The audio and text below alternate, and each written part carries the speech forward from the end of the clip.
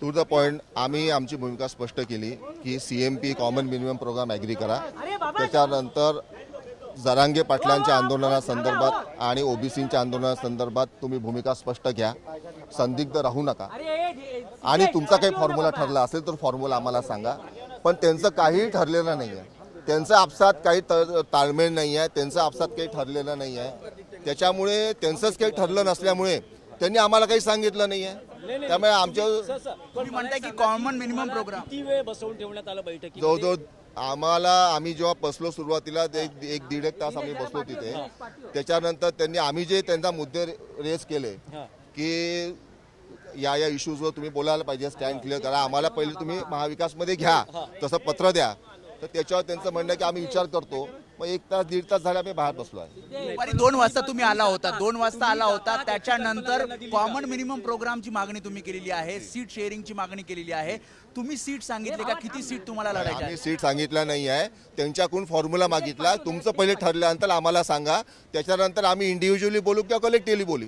नाही, पण तुम्ही बैठकीतून निघता आहात याची कल्पना त्या महाविकास आघाडीच्या नेत्यांना दिली का? नाही, आम्ही बाहेर असल्यामुळे त्यांना आम्ही आतमध्ये जाऊ शकलो नाही। आम्ही तसं बाहेरून परत पाटील बाहेर आलेत, रईस शेख बाहेर आले। अपमानित केलं गेलेलं आहे या बैठकीला बोलवून आणि नंतर जो काही प्रकार घडला त्याबद्दल तुम्हाला असं वाटतं ही अपमानास्पद वागणूक आहे? ही वागणूक योग्य वागणूक नाही आहे, अपमानास्पद वागणूक आहेच ना। मी कुठे म्हणून तुमच्या समोर आलो आहे ना। प्रकाश आंबेडकरांशी बोलणं झालं तुमचं? प्रकाश आंबेडकरांशी चर्चा झाली? कारण प्रकाश आंबेडकरांना सांगितलं का त्यांना?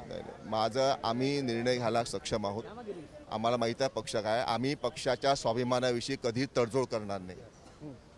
ते सत्ता आम्हाला काही महत्वाचं नाही आहे। आम्ही वर्षानुवर्ष रस्त्यावर भांडणारे लोक आहोत। नाही, पण मग आता असं समजायचं की चर्चेची दारं बंद झाली? नाही, चर्चेची दारं बंद झाली असं आम्ही काही म्हणत नाही आहे, परंतु त्यांची वागणूक योग्य नव्हती आणि या संदर्भामध्ये आम्ही आता आमचा निर्णय जो आहे पक्षस्तरावर विचार विनिमय घेऊन पुढचा निर्णय जाहीर। तुम्ही आता पुन्हा एकदा निमंत्रित केलं तर आता तुम्ही परत येणार का बैठकीला? शेअरिंग संदर्भात तुमचं काय मत आहे? आमचं सीट शेअरिंग संदर्भात स्पष्ट मत आहे की त्यांनी त्यांचा फॉर्म्युला असेल तर सांगावा, नसेल ठरला तरी सांगावा।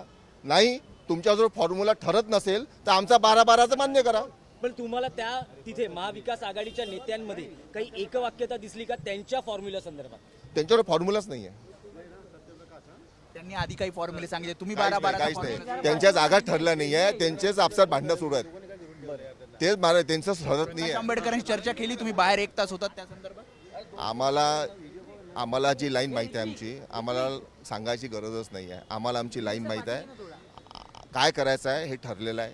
आम्हाला कळतं की आपल्याला जर कोणी कशी वागणूक दिली तर या संदर्भातला पुढील निर्णय जो आहे तो पक्षस्तरावर घेण्यात येईल। कुलकर सर, पण एक थेट प्रश्न आहे की या चर्चेच्या गुऱ्हाळात तुम्हाला असं वाटत नाही की लोकसभा निवडणुका कधीही जाहीर होतील आणि तुमचं आणि महाविकास आघाडी यांचं नुसतं चर्चेचंच गुऱ्हाळ सुरू राहील, की हा फक्त टाइम घालवण्याचा हा सगळा प्रकार आहे? नाही, महाविकास आघाडी हा वेळ काढूपणा का करते आहे? म्हणजे गेल्या किती 3-4-6 महिन्यापासून आम्ही म्हणतो की महाविकासमध्ये घ्या। आज त्यांनी 6 महिन्यानंतर बोलवलं, आम्हाला बोलवलं तर बाहेर बसवलं। तुम्ही म्हणता की पत्र द्यायला पाहिजे, आता पत्र तर दिलेलं आहे, निमंत्रणाचं पत्र आहे। आम्ही निमंत्रित आहोत। वी आर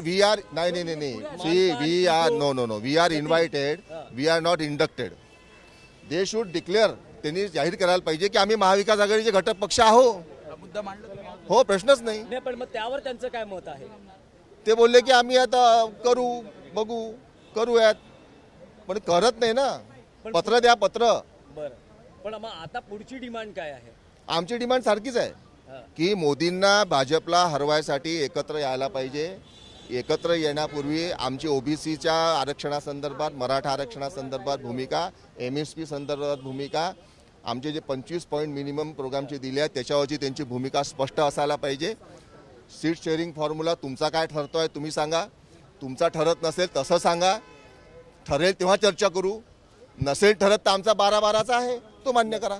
बघू शकतो। त्यामुळे आपण बघितलं की डॉक्टर पुणकर यांनी सांगितलं की एकतर पत्र द्यावं, त्यासोबतच जे काही अपमान झाला त्याची भावना त्यांनी सांगितली। त्यांचं म्हणणं आहे की भर बैठकीमध्ये आम्हाला बाहेर बसवण्यात आलं, 1 तास आम्ही बाहेर होतो आणि अजूनही बैठक सुरू असताना वंचित बहुजन आघाडीचे प्रतिनिधी डॉक्टर पुणकर हे मात्र बाहेर आलेले पाहायला मिळते आणि त्यांनी आपली भूमिका स्पष्ट केली। कॅमेरामॅन रुपेश शेलारसह मी वेदांत नेब, ABP माझा, मुंबई। ABP माझा, उघडा डोळे बघा नीट।